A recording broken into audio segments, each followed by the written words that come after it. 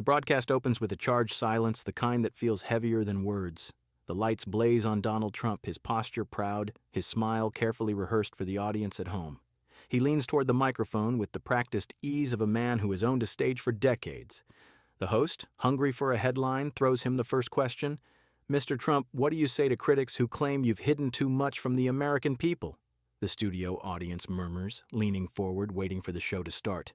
Trump smirks, adjusts his tie, and fires back. "I've given this country everything. They know me. They know my family. Nobody has done more for America than I have." The crowd breaks into applause, as if on cue. Then the sharp interruption slices through the clapping. Jasmine Crockett's voice, firm and deliberate, cuts into the air. "Is that what you call honesty, Mr. Trump? Because the American people don't know about your secret child?" Gasps ripple through the studio. The applause dies mid-clap. All cameras snap instantly to Trump's face.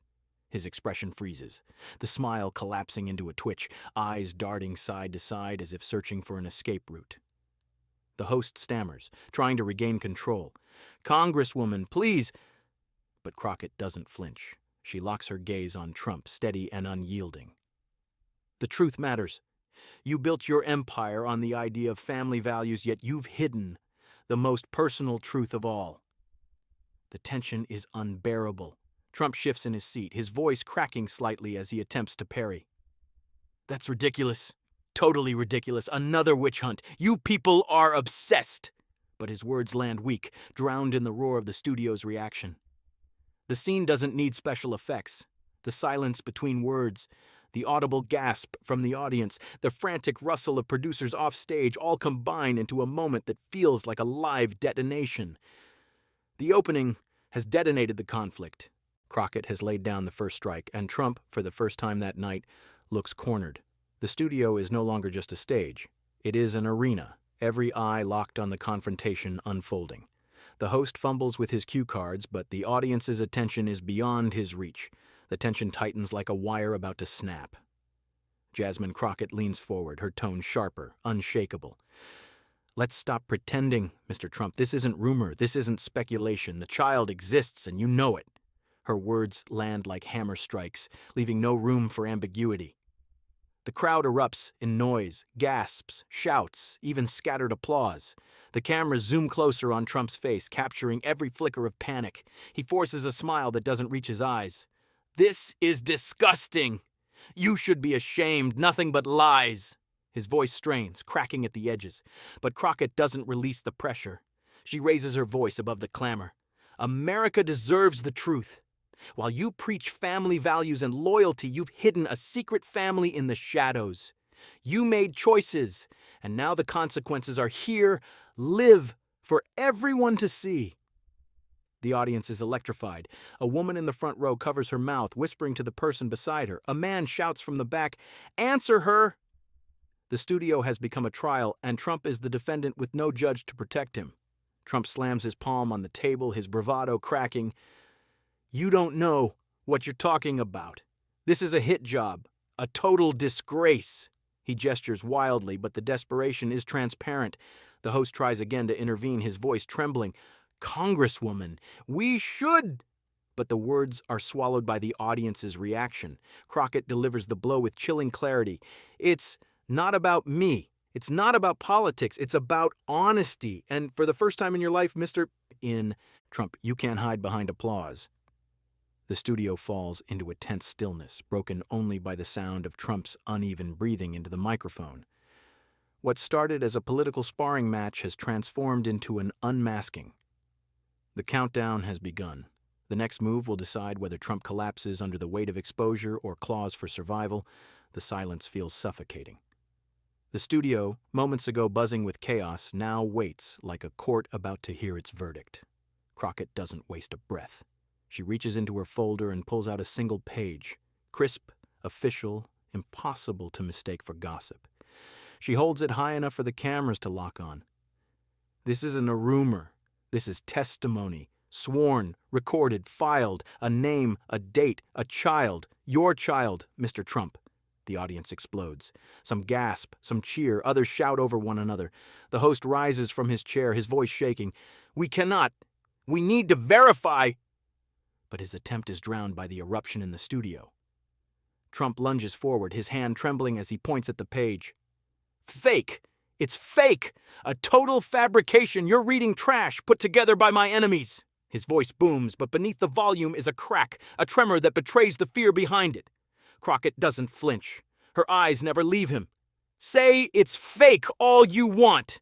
But the signatures don't lie. The records don't lie. You've lived a double life, and the American people deserve to see the truth. Gasps roll through the crowd again. A chant breaks out from one side of the audience. Show it! Show it! Show it! The energy is uncontrollable, raw, like a rally flipped upside down into a public trial. Trump slams his fist on the table, red-faced, sweat beading on his forehead. This is an ambush. You're all complicit. You'll pay for this. His words stumble over themselves, sounding more like a threat than a defense. The camera lingers on the paper in Crockett's hand, a physical symbol that cannot be silenced, a weapon sharper than words. Producers rush around behind the scenes, frantic, debating whether to cut the feed, but it's too late.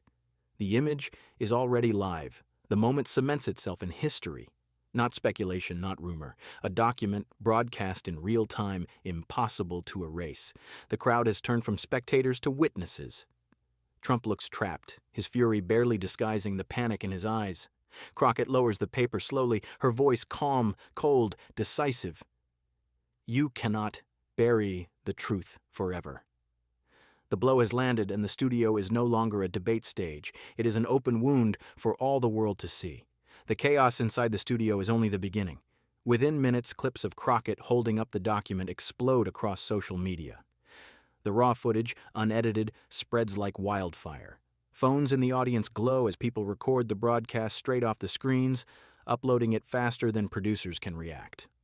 On Twitter, hashtags climb to the top within seconds. Zarch secret child, Zarch Trump exposed, Zarch live TV shock. TikTok fills with reaction videos, some screaming in disbelief, others laughing, others analyzing frame by frame the twitch in Trump's face as the accusation landed. The digital avalanche cannot be stopped. Cable networks cut their regular programming. Anchors announce, breaking now, an unprecedented confrontation live on air. Local radio stations replay Crockett's words, your secret child, Mr. Trump. Talk shows jump on the scandal, dissecting every pause, every gesture. In Trump's inner circle, phones ring endlessly. Advisors shout over each other, demanding a strategy. One insists they launch an immediate counterattack, call it a smear job. Another warns that denying too aggressively will only confirm guilt. Panic swirls like a storm behind closed doors. Meanwhile, Crockett's camp receives threats within the hour. Anonymous calls, veiled warnings, promises that her career will be destroyed if she doesn't back down. But instead of retreating, she leans into the chaos, her team amplifying the moment online, turning every clip, every headline into fuel. At a diner in Ohio, a group of veterans watches the replay, their faces tight with disbelief. On a bus in New York, commuters argue loudly, some defending Trump, others calling him a fraud. The scandal spills beyond the screen into daily life, infecting conversations in every corner of America. Even Trump's allies begin to fracture. A few appear on Fox News to defend him, insisting it's deep state lies. Yet others remain silent, calculating the cost of tying their futures to a man suddenly exposed in the rawest way. The loyalty test has begun, and hesitation itself becomes damning. In the studio's green room, Crockett scrolls through her phone, watching the numbers climb, the reactions multiply. She whispers under her breath, "They wanted proof. Now they have it." Trump, by contrast, storms into a private room with his aides, his voice echoing down the hallway. "We kill this. Do you hear me? We kill this story before it kills me." But no amount of rage can stop what has already escaped into the bloodstream of the public. The clip has become more than television. It has become an unstoppable current sweeping through the nation, dragging Trump with it. The scandal doesn't fade. It grows, mutating by the hour. Every newsroom, every late-night show, every podcast circles the same fire. Donald Trump, secret child, exposed on live television. What began as a shocking interruption is now a national reckoning. In Washington, hallways thrum with whispers. Lawmakers crowd around screens in committee rooms, replaying Crockett's words over and over. Staffers sprint between offices, carrying fresh printouts of social media reactions, poll numbers already shifting. By morning, the clip has been viewed tens of millions of times, a record-breaking digital detonation. Crockett doesn't wait for the story to drift into speculation. She steps into the Capitol flanked by reporters, her voice clear, commanding. This is not about scandal. This is about integrity. When a leader hides the truth from the people who trusted him, that leader cannot be trusted to govern. Cameras flash like lightning as her words echo across every channel. She calls for an emergency hearing. Within days, a committee is convened. The subject, allegations of deception, concealed family ties, and the moral collapse of a man who built his brand on loyalty. Journalists swarm the building, live streaming every step as Crockett files the request. Trump's camp scrambles for survival. Advisors craft press releases that collapse under the weight of scrutiny. It's a smear, a personal attack, irrelevant to governance, they insist. But the denials ring hollow. Each new defense is shredded by pundits replaying the original broadcast frame by frame. The evidence is visible, undeniable. The page in Crockett's hand, the panic on Trump's face. Behind closed doors, Trump rages. His aides endure tirades lasting hours. We crush her. We bury her career. Nobody humiliates me like this. Yet even as he fumes, his voice wavers, the bravado thinner than ever before. For the first time, his circle sees the cracks, not just in his story, but in the man himself. Meanwhile, across the country, people take sides. At town halls, veterans and retirees confront their representatives. If he lied about his family, what else did he lie about? At factory floors, workers debate whether Trump is a symbol of strength or a fraud finally unmasked. The scandal has escaped Washington and fused itself with ordinary life, igniting a fire no strategist can contain. Crockett seizes the momentum. She organizes rallies, not in polished ballrooms, but in community centers, union halls, church basements. The people respond with raw emotion. Some hold up signs reading, "Tell the truth." Others chant her words from the broadcast, turning them into a national slogan. The fight has leapt from television screens into the streets. In one rally, Crockett's voice cuts through the chants. This isn't politics, this is survival. If we allow leaders to lie about the most fundamental truths, then our democracy itself becomes a lie. The crowd roars, an eruption of fury and solidarity. Reporters capture every syllable, every raised fist.